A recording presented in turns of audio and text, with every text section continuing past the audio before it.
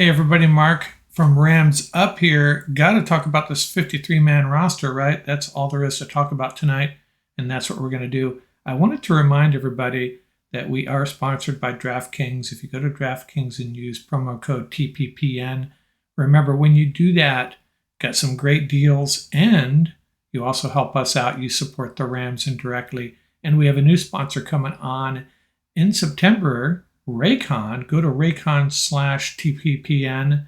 That's Raycon/TPPN, and use that same promo code TPPN. Get some great deals there as well.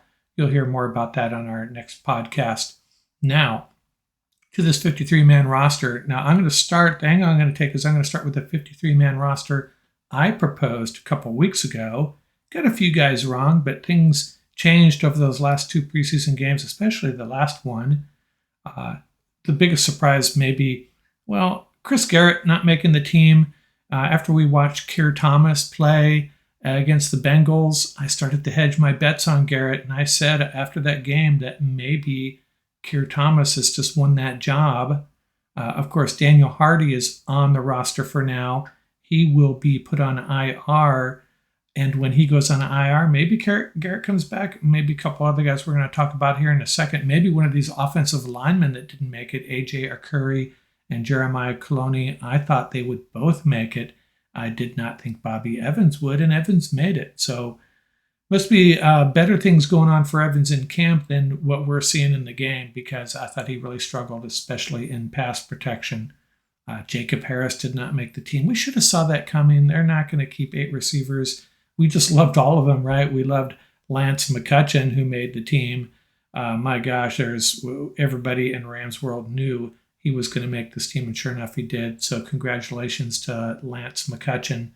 But Harris is on his way, probably going to get claimed by somebody.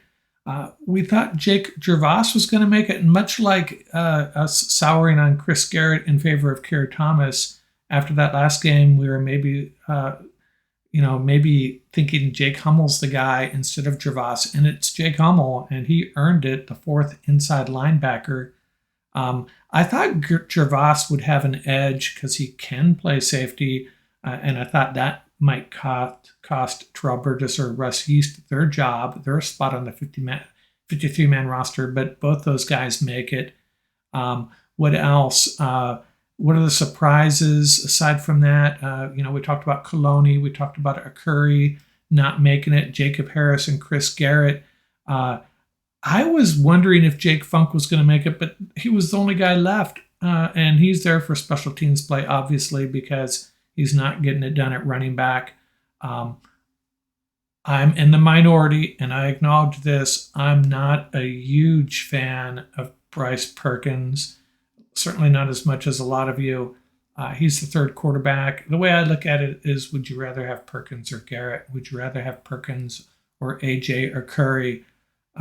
You know how I feel about that, but nothing against Bryce Perkins. Having 3 quarterbacks does give you a little bit of a comfort zone.